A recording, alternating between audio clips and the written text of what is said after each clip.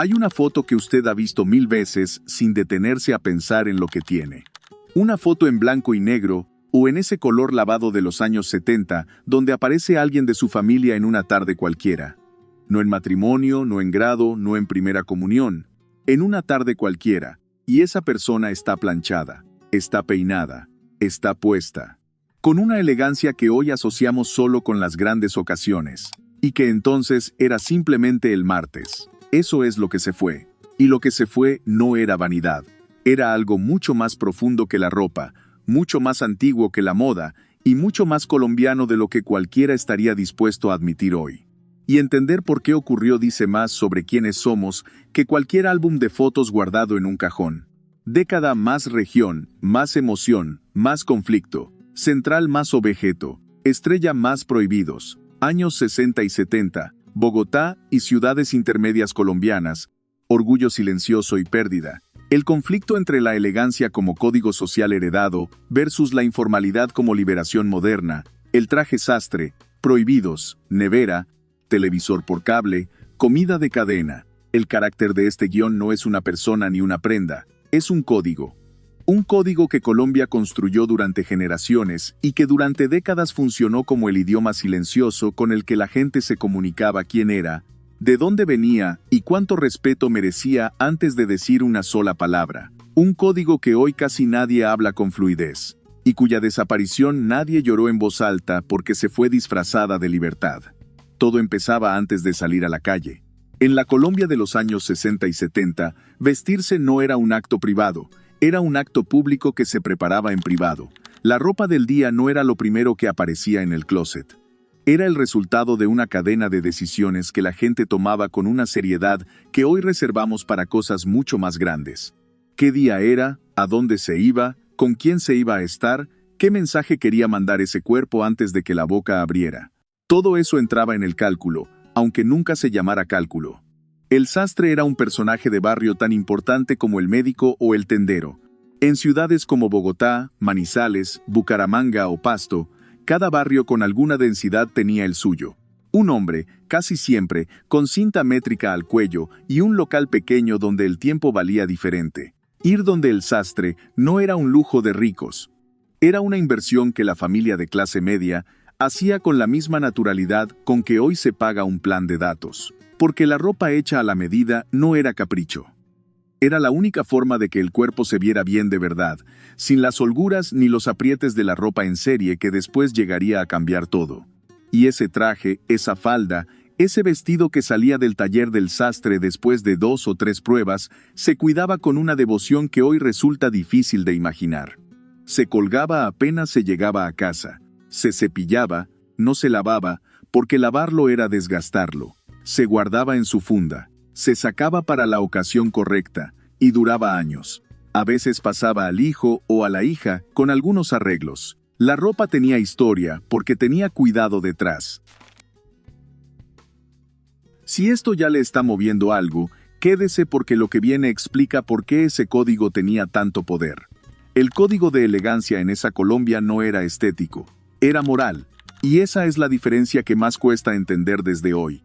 Verse bien no era señal de que a uno le sobraba el tiempo o el dinero, era señal de que uno se respetaba. Y respetarse a uno mismo, en esa lógica colectiva de barrio, era también respetar a los demás.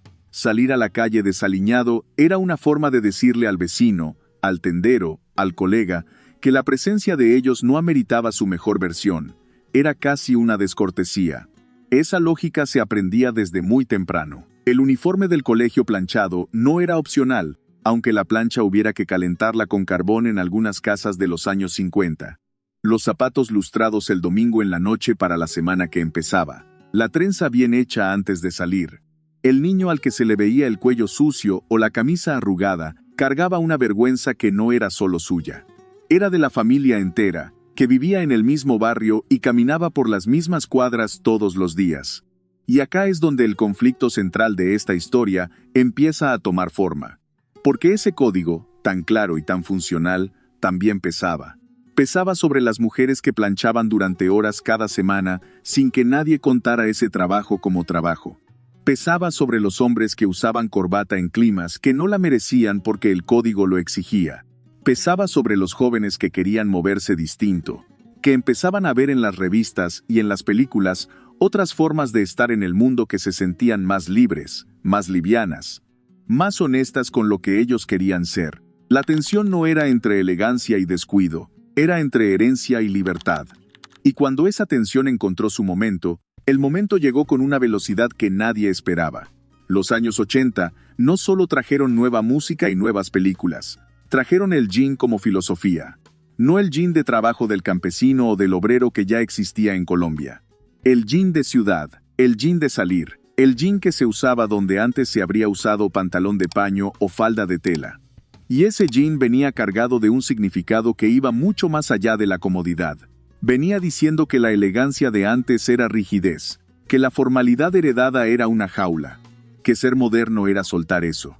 Y una generación entera lo soltó, con alivio real, con convicción genuina, con la sensación de que por fin el cuerpo podía respirar. Lo que nadie midió en ese momento fue lo que se iba con el alivio. Quédese con esto porque es la parte que más duele ver en retrospectiva. El código de elegancia de antes no era solo apariencia, era una forma de presencia. La persona que se vestía con cuidado antes de salir, hacía algo que el cerebro registra, aunque no lo sepa nombrar. Tomaba una decisión consciente sobre cómo quería estar en el mundo ese día. Ese acto de decisión, repetido cada mañana durante décadas, construía una relación particular con el tiempo, con el espacio y con los demás. Una relación que decía: este momento importa, esta persona frente a mí importa, yo importo.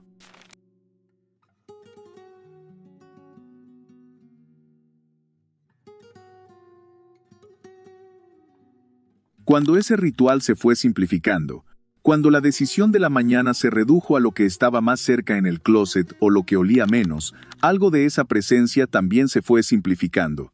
No por maldad, no por pereza, por una lógica moderna que decía que el valor de una persona no debe medirse por su ropa, y tenía razón en eso. Pero en el camino tiró también algo que no tenía que haberse ido. La elegancia de antes no era clasismo. En esa Colombia había familias con muy poco que se las arreglaban para verse impecables con lo que tenían. El arreglo personal no dependía del presupuesto, sino de la voluntad de aparecer bien ante el mundo. El vestido de algodón lavado y planchado 100 veces seguía siendo un vestido que alguien había tratado con respeto. Y ese respeto se notaba, sin marca, sin etiqueta, sin precio visible. Eso es lo que la informalidad no pudo reemplazar. La señal de esfuerzo voluntario que la elegancia mandaba al mundo. Hoy la moda es cara y la elegancia es rara. Hay más opciones de ropa que en cualquier otro momento de la historia colombiana, más marcas, más colores, más estilos. Y sin embargo la sensación de que alguien está verdaderamente puesto, verdaderamente presente en su apariencia, es cada vez menos común en una calle cualquiera de Bogotá o Medellín un martes en la tarde. No porque la gente haya empeorado, sino porque el código que organizaba todo eso se fue y no llegó nada con la misma coherencia a reemplazarlo.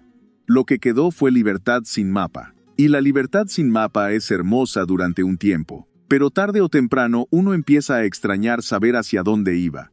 En algún lugar entre esa foto lavada de los años 70 y el espejo de hoy hay una conversación pendiente, entre lo que se heredó y lo que se soltó, entre el peso que agobiaba y el peso que sostenía. Entre la elegancia como obligación y la elegancia como acto de amor propio. Esa conversación no tiene respuesta fácil, pero tampoco se puede seguir aplazando.